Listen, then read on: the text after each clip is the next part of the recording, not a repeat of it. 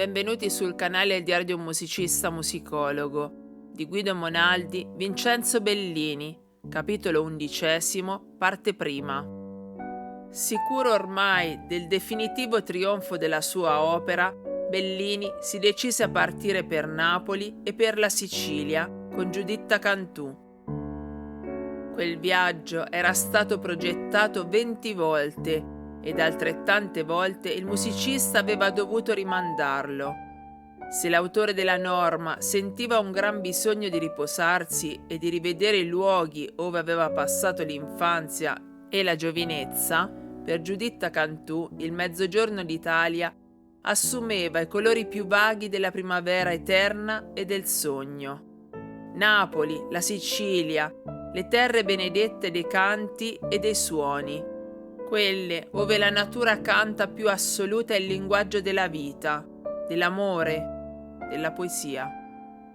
La terra ove Bellini era nato e quella che aveva udito i primi canti del biondo compositore dopo averglieli ispirati. E Bellini poi, che da 5 anni mancava da Napoli e da 6 circa dalla diletta Catania, godeva un mondo nel dipingere alla soave amica, con colori fantastici, la dolcezza del clima meridionale, aspirandone da lungi le arie balsamiche, risentendone le canzoni dell'infanzia che lo avevano fatto fermare estatico e pregustando la gioia di posare nuovamente le ormai esperte dita sul famoso organo di Donato del Piano. Così partirono, ai primi di gennaio del 1832. Della bufera passata nell'animo di Bellini per la ingiusta accoglienza della norma nulla era rimasto in lui, tutto pieno delle serate trionfali che avevano seguito quel primo verdetto. L'11 gennaio giunsero a Napoli. Come potremmo noi parlare degnamente del ritorno di così grande genio nella città ove egli aveva fatto stupire coi primi saggi del suo talento musicale? Lasciamo la parola al Florimo, il prediletto amico di Vincenzo. Napoli, egli scrive, lo rivide cresciuto in fama e carico di tanti onori ricevuti, ma delle cresciute grandezze pure regnaro egli solo. Tutti parlavano delle sue glorie, e egli solo ne taceva.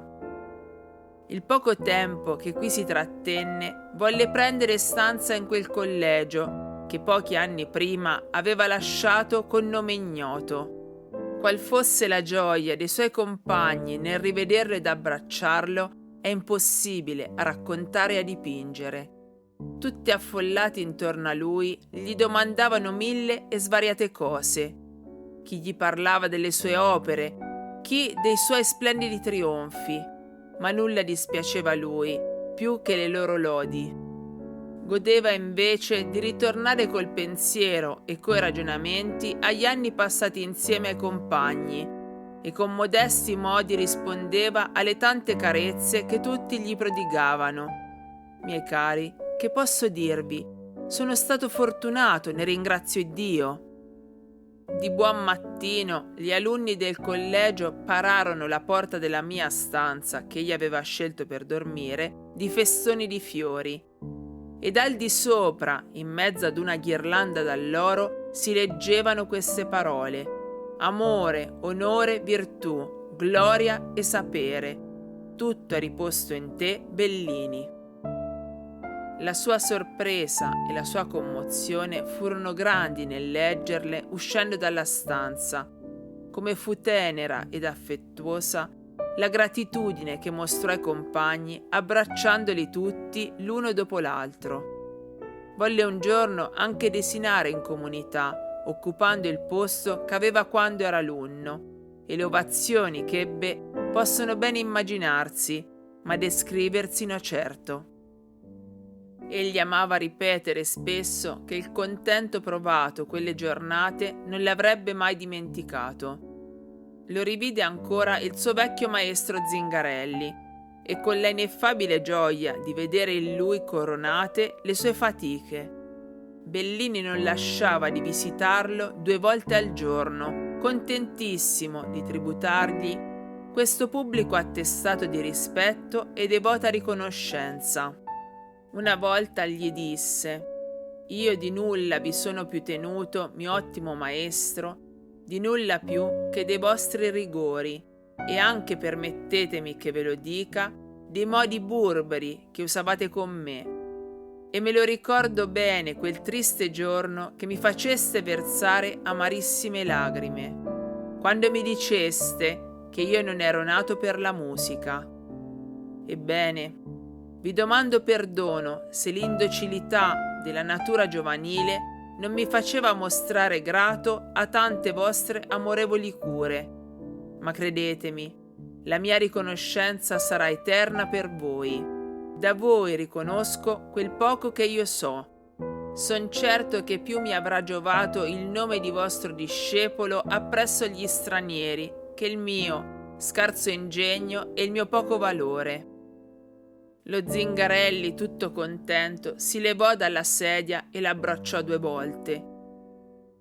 Ed era veramente bella e commovente quella scena di reciproche tenerezze.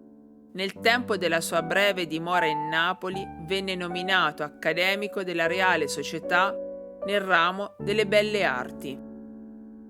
Le giornate napoletane passarono in un batter d'occhio, come tutte le belle cose. Bellini dovette sottoporsi ad una specie di pellegrinaggio presso le autorità che gli avevano preparato feste e ricevimenti sfarzosi. Prima di partire, il celebre autore di norma volle dedicare allo Zingarelli lo spartito dell'ultima sua opera.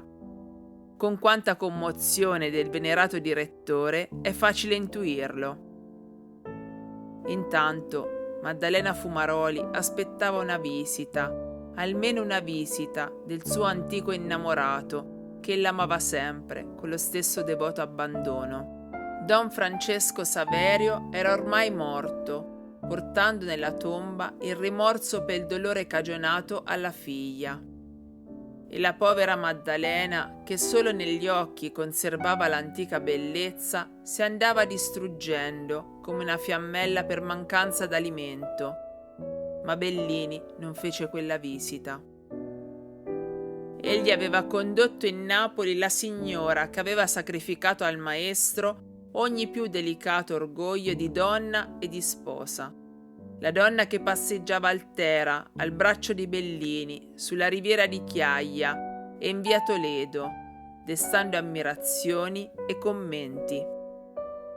La dama che è gelosissima di quell'uomo, lo segue e lo spia, gli si avvinghia al collo come una tigre sospettosa e vorrebbe leggergli negli occhi azzurri se proprio a Napoli non sia risorta l'antica fiamma per Maddalena Fumaroli. È gelosa di lei, è gelosa del Florimo, del quale conosce tutta la fraterna ricambiata amicizia per Vincenzo. È gelosa di quanti e di quante, col pretesto della celebrità, glielo portano via per tante ore del giorno.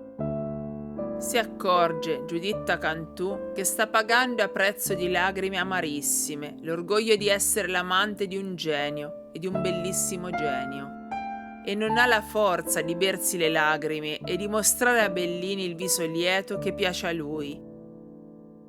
Egli vuole la giocondità tutto intorno a sé, vuole che la mitezza dell'inverno napoletano rida su tutti i volti che lo circondano, perché egli è felice. Sente cantarsi melodie nuove nel cuore e sente ripetersi che il suo gran volo è appena incominciato. Il fumo dell'incenso sale sino a lui e lo inebria, perché è un uomo, con tutte le piccolezze e le manie degli uomini, anche grandi. Gioia, gioia! Invece Giuditta Cantù piange, ciò irrita il maestro, soprattutto perché la donna sua non sa spiegarsi, o si spiega a rimbrotti. Ora sembra a Bellini che quei rimbrotti guastino la scena principale dell'opera meravigliosa che è il suo ritorno a Napoli. Risponde per le rime, la donna invece di piegarsi discute. Male, signora, non si discute coi geni. Bisogna prenderli quali sono, coi loro difettacci, e ne hanno. in ragione diretta del genio e le loro buone qualità. Giuditta Cantù, costretta a non apparire ufficialmente al braccio di Bellini, comincia a sentire il disagio della sua posizione.